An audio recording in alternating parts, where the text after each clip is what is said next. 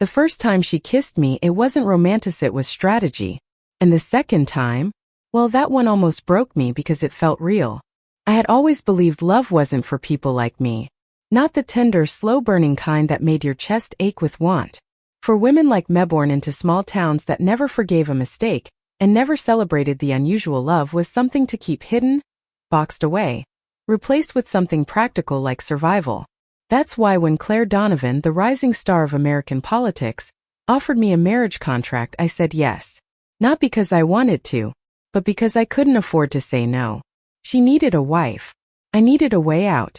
At 28, Claire was already a congresswoman from California, her ambition burning brighter than the city lights she thrived under. She had a reputation.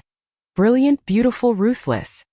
The kind of woman who could win an argument without raising her voice, who could command a room full of men twice her age and make them listen. And me? I was nothing like her. I was an artist who had once believed my sketches could change the world. By the time Claire entered my life, I was broke, invisible, my name forgotten in the city where I thought I'd matter. Her proposal came wrapped in champagne flutes and calculated charm. "Be my wife," she said, leaning against the balcony rail of her penthouse. "We both get what we need. You get security. I get credibility." Her eyes lingered on me longer than they needed to. I told myself it was part of her performance. She was always performing after all. A marriage built on lies. It should have been easy to keep my heart out of it. But Claire Donovan had a way of turning lies into truths, and truths into confessions you never meant to spill. The wedding was small, private, rushed. No one cared who I was, they only cared that she had someone standing next to her. A woman, a wife, a symbol. I smiled through the cameras, held her hand when told, and signed my name on a certificate that changed my life forever. The nights that followed were strange, hollow. We lived in the same house, slept in the same bed, but there was a gulf of silence between us. She worked late, came home with exhaustion written across her face, and I pretended not to notice how lonely I was. Then came the first crack in her armor. It was 2 a.m. when I found her in the kitchen, still in her suit, a glass of whiskey trembling in her hand. Her usually perfect hair was loose, her lipstick smudged, her eyes red. "They hate me," she whispered. "They smile to my face and they hate me." I should have walked away. It wasn't part of the deal to care. But something inside me couldn't leave her there, alone in the dark. I reached for her hand. She didn't pull away. That was the beginning of the unraveling. Claire Donovan was supposed to be untouchable, and yet she was so achingly human when the doors closed. She laughed too loudly at my sarcastic jokes, cried silently when she thought I was asleep, and touched my hand like it might disappear if she held it too tight. I remember the night she kissed me for the first time, the real kiss. Not for cameras, not for appearances. We had just returned from a charity gala, and she had looked stunning in a crimson dress that made every head turn. I teased her about the way she stole the spotlight, and she rolled her eyes before pulling me into the shadow of the hallway. "You don't get it," she murmured. Her breath was warm against my lips. "You're the only one who sees me. Not the congresswoman. Not the politician. Just me." And then she kissed me like she was starving, like she had been holding back for too long. It should have been beautiful. But it terrified me. Because I knew that if I gave in, if I let myself love her, I'd be destroyed the day she decided the deal was over. The world didn't slow down for us. Politics only grew more ruthless, the media more invasive.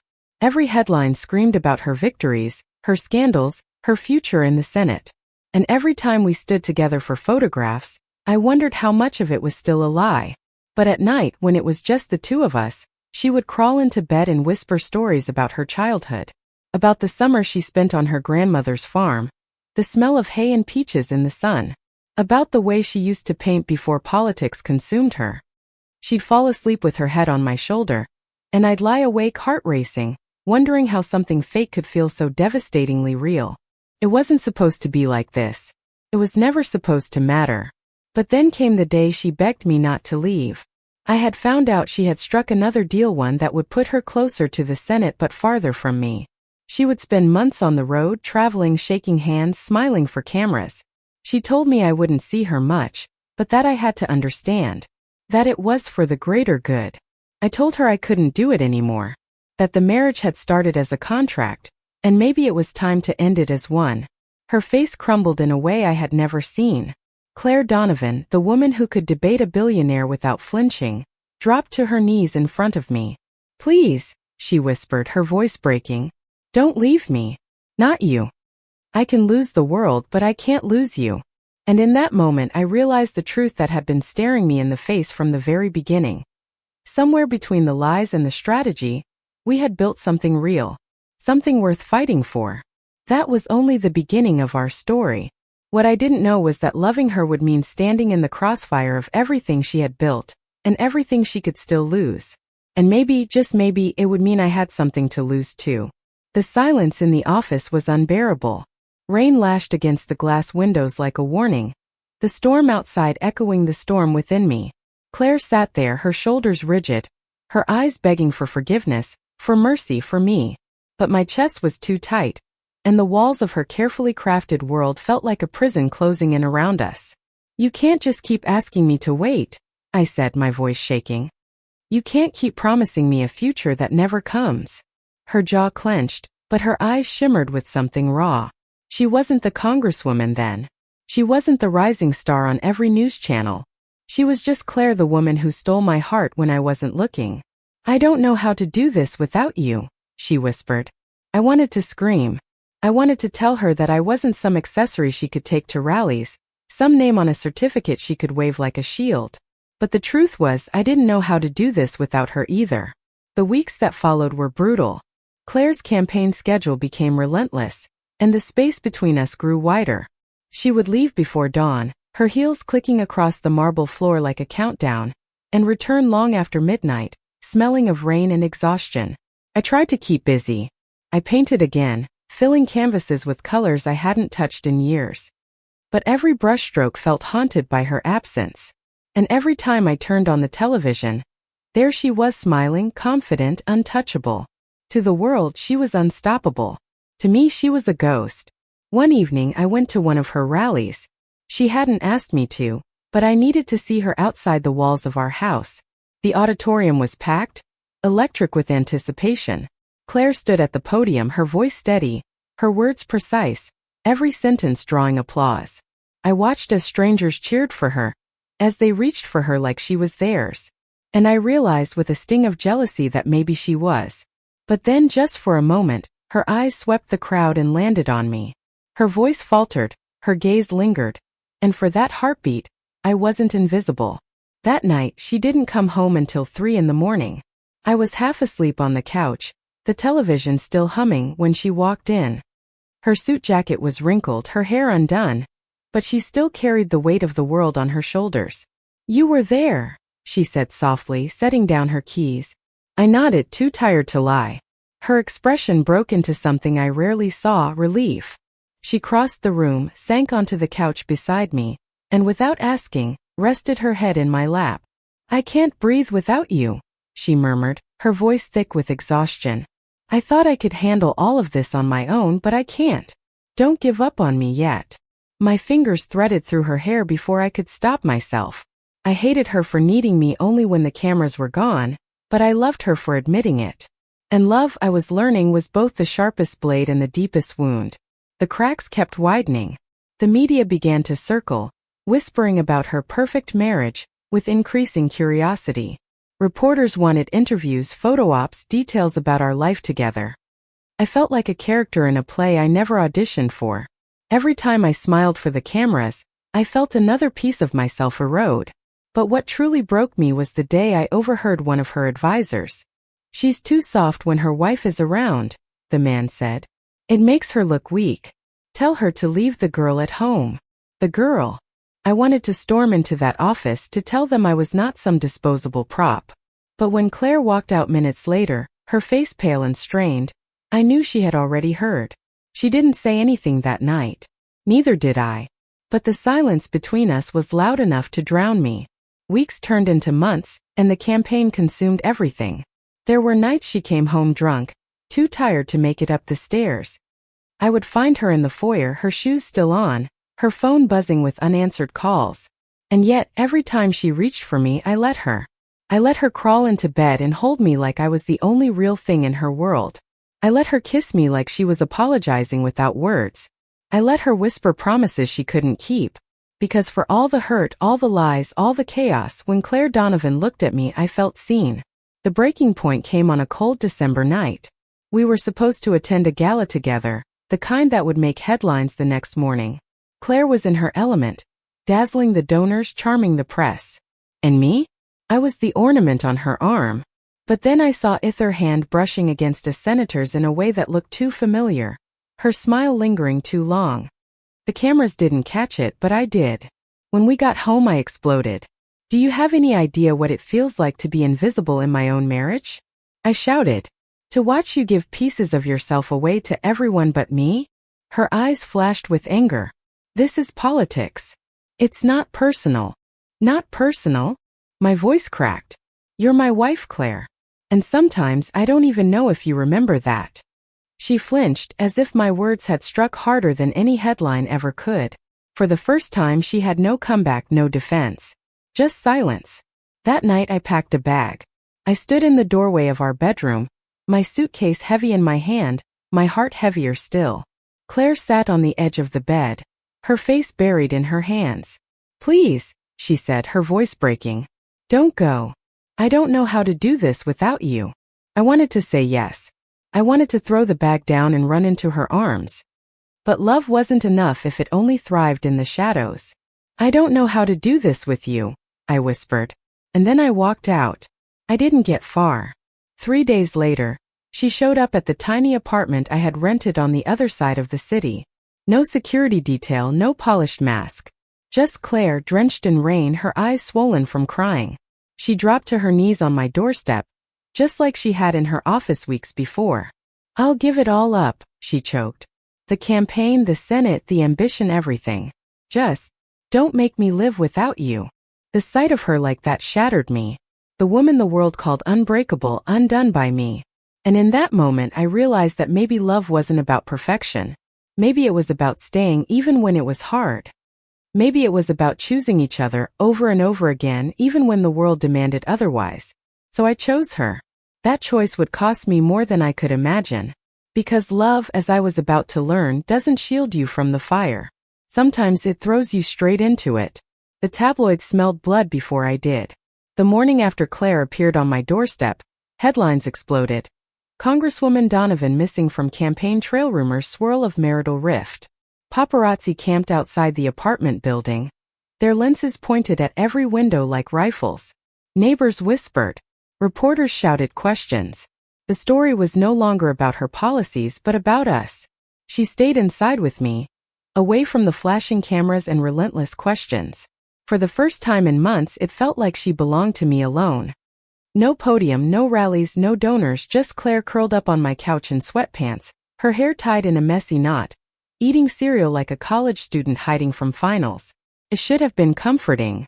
Instead, it terrified me. Because I knew the world would not forgive her for this weakness. And I wasn't sure I could forgive myself if she lost everything because of me. 3 nights later, the phone wouldn't stop ringing. Her advisors begged, pleaded, threatened. You can't disappear, Claire. The opposition is eating this alive. You need to get back out there before it's too late. She silenced the phone, dropped it onto the counter and looked at me. What do you want me to do? She asked. The question cut me open. Because what I wanted was selfish. I wanted her here with me, away from the world. But I also knew what it meant for her to walk away now. I don't want you to resent me, I whispered. She closed the distance, her hand cupping my cheek. I could never resent you. But the way her voice faltered told me she was lying to me, or to herself, I didn't know. The storm we feared finally broke when an opposition candidate gave a speech dripping with venom. Claire Donovan wants you to believe she stands for family values. But where is her wife? Where is this so-called marriage she parades when it's convenient? I'll tell you where it's crumbling. Because it was never real. The crowd roared. Cameras flashed. And just like that, our secret was out. The marriage that began as a deal had become the weapon they would use to destroy her. We watched the clip together on the couch, the television's glow casting shadows across her face. Her jaw was tight, her hands clenched. They're going to come after you now, she said, her voice low. Not just me. You. The thought hadn't occurred to me until then. That my name, my face, my mistakes would be dragged into the fire right alongside hers. My art, my past, even the skeletons I had buried deep, none of it would be safe. Then let them, I said, though my stomach twisted with fear. She turned to me, her eyes wide, almost disbelieving. You'd stand with me through this? I married you, didn't I? Her laugh was wet with tears. You married a politician. Not this mess. I married you, I corrected. And for the first time in weeks, her smile was real. The next day, we decided to face the storm together. She held my hand as we walked out of the building, cameras exploding like fireworks. Questions flew at us. Was our marriage a sham? Was Claire unfit for office? Was I just another political pawn? For once, Claire didn't dodge. She stopped, lifted our joined hands, and spoke into the chaos. My marriage is not a sham. My wife is not a prop. She is my anchor, my partner, and the love of my life. And if that makes me unfit in your eyes, then so be it. The words stole my breath. Not because they were perfect, but because they were raw, unfiltered, and real. The backlash was immediate. Half the media hailed her bravery. The other half sharpened their knives. Donors pulled out. Allies grew distant. Poll numbers dipped. But that night, as we collapsed together in our bed, she whispered, "For the first time in my life, I feel free." Freedom came at a price. Weeks turned into a whirlwind of attacks, scandals, and relentless press. Every part of our life was dissected. They dug into my past, unearthing debts, failed jobs, even old lovers. My face was plastered on tabloids with headlines that made me look like poison. One particularly vicious article called me a liability wrapped in pretty packaging. I cried in the shower where she couldn't see, ashamed of dragging her down. But of course she noticed anyway. One night, she cornered me in the kitchen. Her arms braced against the counter on either side of me. "Don't you dare blame yourself," she said fiercely. "If they want to come for someone, they come for me. Not you. Never you." "But I'm ruining your career," I whispered. Her eyes softened, though her voice didn't waver. "You're saving my life." Then came the scandal that nearly ended everything. A leaked email, fabricated but believable, claiming Claire had paid me to marry her for political gain. It spread like wildfire. The story we had kept secret, the truth that had been ours alone, was twisted into a weapon we couldn't defend. Suddenly, everything we had built was collapsing. Her advisors begged her to divorce me publicly, to distance herself, to salvage what was left. And for one terrible moment I thought she might do it. I saw it in her eyes, the calculation, the temptation, the weight of everything she had worked for, pulling her in the opposite direction of me. "Say it," I told her, my throat raw. "If you want out, just say it." She stared at me, her hands trembling, her lips parting as if to speak. But then instead of words, she dropped to her knees in front of me again, just like she had before. "I won't lose you," she whispered, her voice breaking. "Not even if it costs me everything else." And in that moment I knew. This wasn't about politics anymore. It wasn't about deals or appearances or ambition. This was love. Real. Messy. Terrifying. Beautiful. The fight wasn't over. If anything, it was just beginning. But as I pulled her into my arms, as the storm outside rattled the windows and the world threatened to tear us apart, I realized something I should have known all along. Love wasn't about safety. It was about choosing each other in the fire over and over again. And that was exactly what we were going to do. The storm didn't end in an explosion. It ended in exhaustion. After weeks of attacks, after scandals and sleepless nights and 1,000 whispered fears, the world simply grew tired of us. Headlines shifted. New controversies rose. The fire that had burned so hot around Claire began to die down, leaving only embers. She didn't win the Senate seat. The night the results came in, she sat on the floor in our living room, her knees pulled to her chest, staring at the numbers as if they had stolen a part of her soul. For hours she didn't speak. She didn't cry. She just sat there, her body rigid with silence.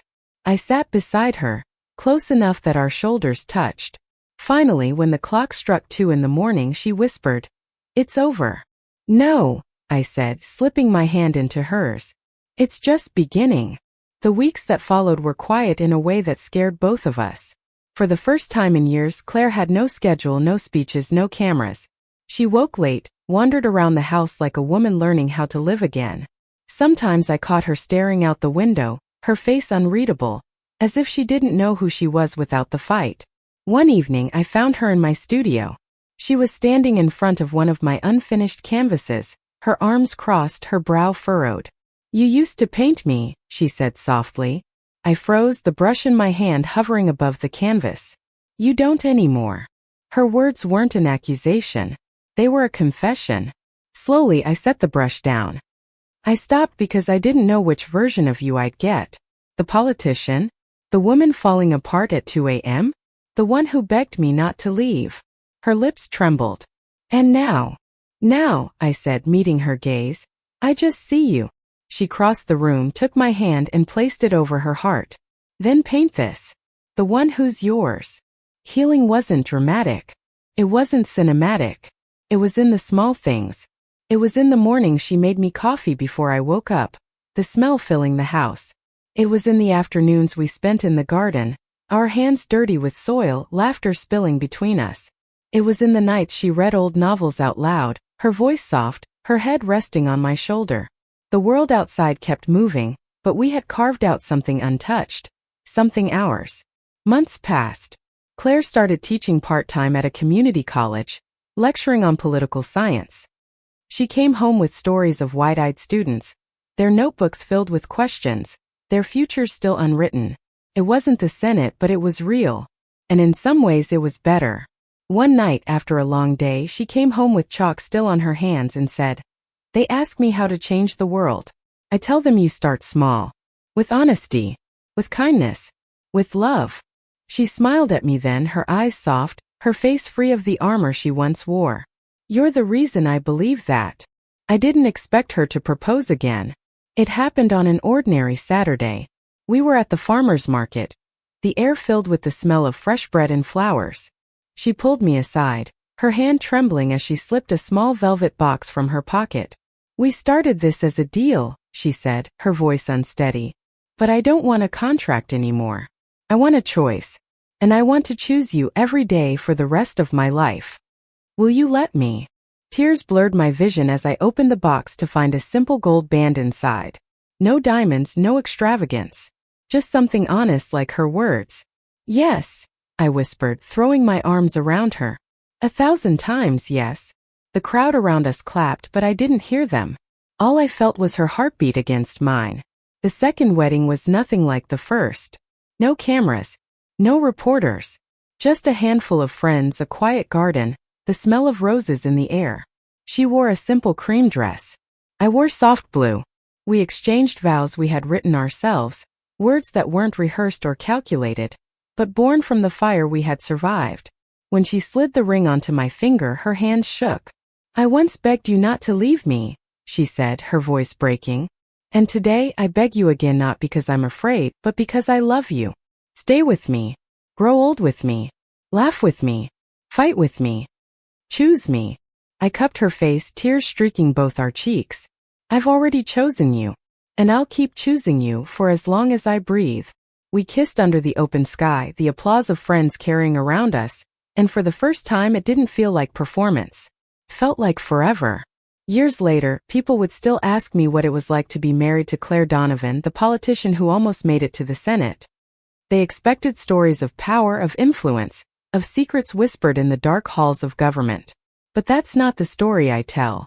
I tell them about the nights we stayed up until dawn, dancing in our kitchen to music only we could hear.